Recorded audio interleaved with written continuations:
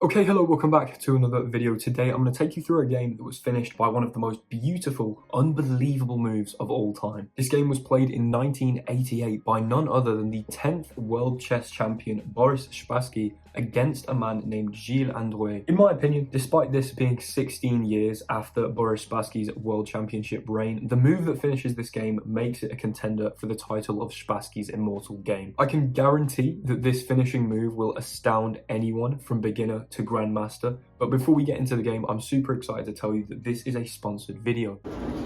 Has your elo been the same for longer than you'd like to admit?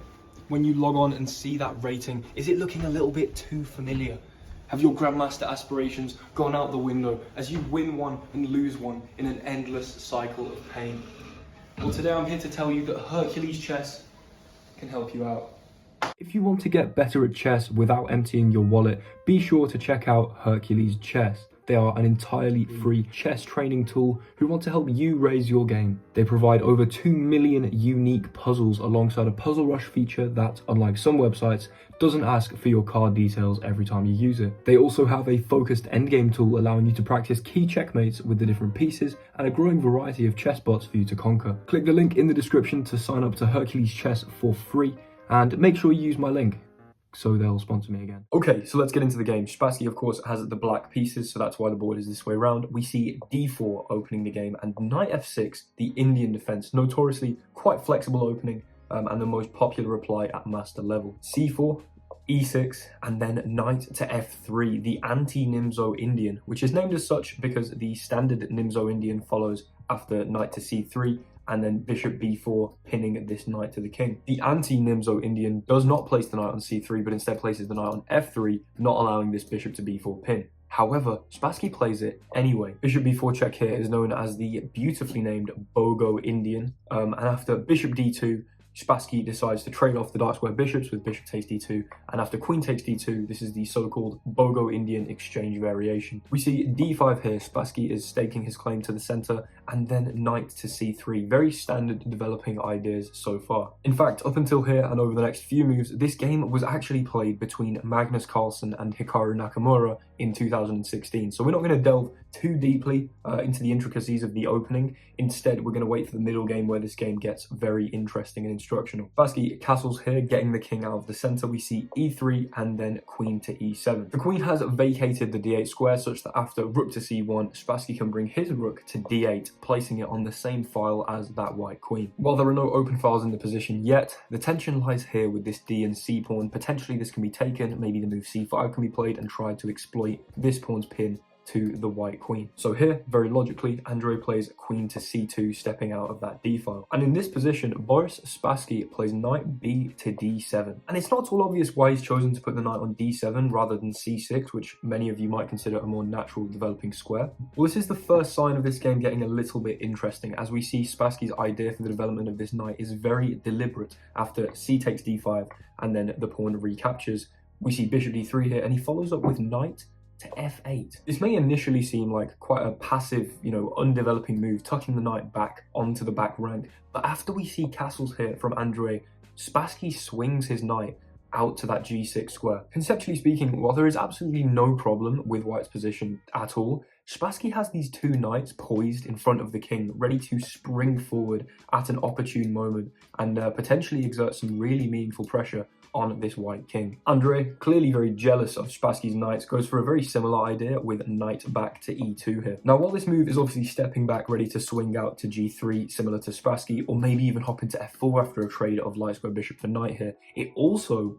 discovers onto this weak c pawn. This pawn is currently hanging, and so Spassky just plays a very simple c6, defending the d5 pawn as well, and also defending that c pawn. We do see knight to g3 here. Androuet was clearly far too jealous of these knights and decided to match the idea. And here Spassky goes for rook to e8, sliding onto that semi-open e file. You see the queen-rook battery are both on the respective semi-open files for either opponent. Quite instructive stuff. Here we see the move queen to c5, and Spassky steps back.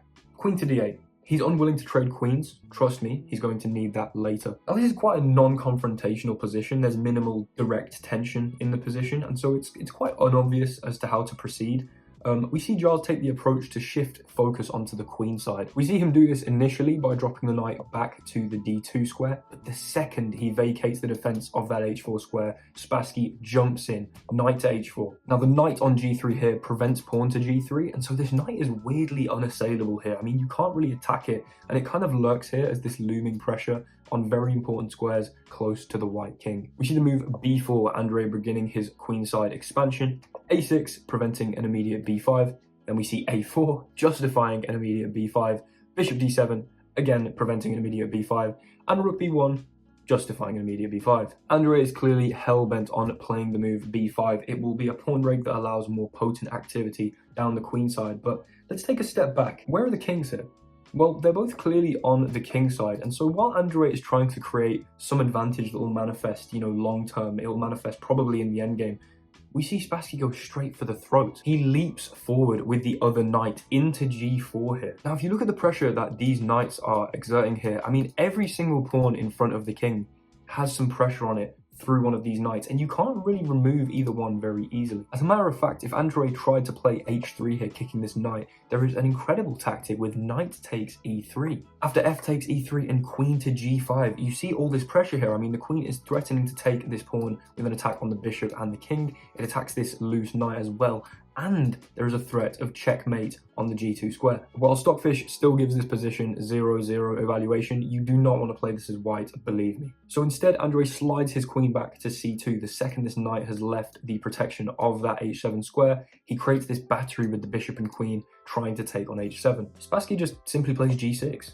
He creates an entirely light squared pawn complex here and says to this bishop, you have nowhere to go. Finally, we see b5, and after ab5, Spassky continues to kind of ignore this queenside progress and launches his h-pawn up the board with h5. You see a quick trade of pawns, bc6 and bc6, but after the move rook f to e1 here, maybe trying to make this pawn break with e4, defending that a lot of times, Spassky goes straight for f2, queen f6. The second that rook vacates the defense of the f2 square, he threatens a checkmate in 2.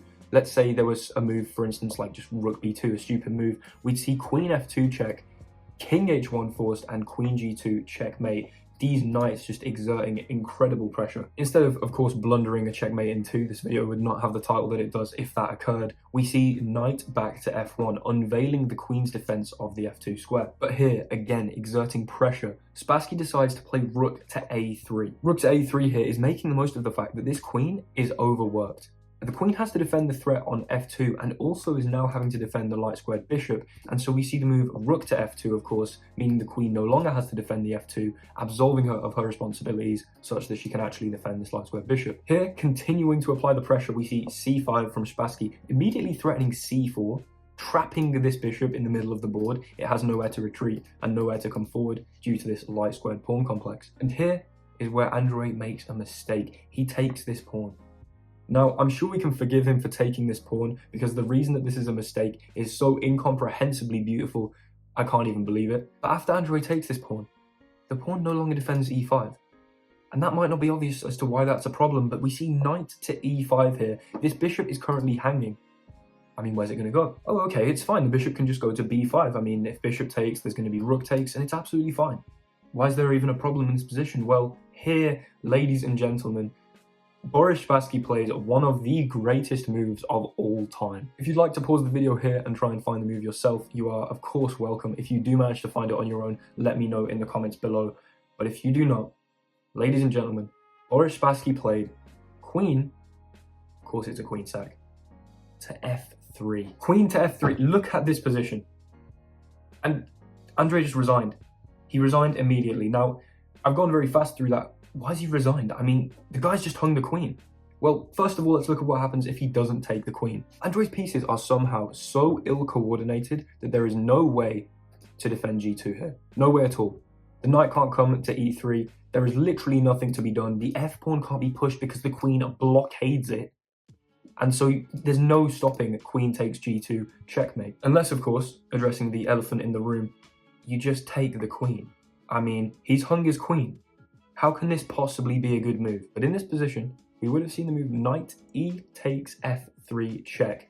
and look where the king can go. The two knights are so immaculately positioned that the king is left with but one move, and that is to slide over to h1. And here is just the cherry on top, the finishing move, the most beautiful thing I think I've ever seen in a game of chess. Bishop to h3. This is the most stunning thing for me. I mean, of course, queen to f3 was very flashy and beautiful, but bishop to h3, it's not even a check. It is not even a check, but there is nothing that a single one of white's pieces can do to stop bishop to g2 checkmate. Just to exaggerate the material deficit point, if bishop takes rook here was played, we would see bishop to g2 checkmate. Spassky, down 14 points of material in this position, delivers one of the most brutal minor piece checkmates I think I've ever seen. The king is trapped in the corner. There is nothing that all these major pieces can do. The game's over. Seeing this coming, of course, Andrei resigns, but I mean, let's just go back to that queen sack. What a move. Thank you very much for watching. If you enjoyed the video, I'd really appreciate like, comment, subscribe, all the interaction you can give me to help boost the algorithm and get this video to more people, grow the channel, etc. I'm trying to bring you guys some insane chess. Hopefully you enjoyed this. If you did, let me know in the comments if you're new, subscribe, all of that. Thank you very much for watching. I'll see you in the next one. Goodbye.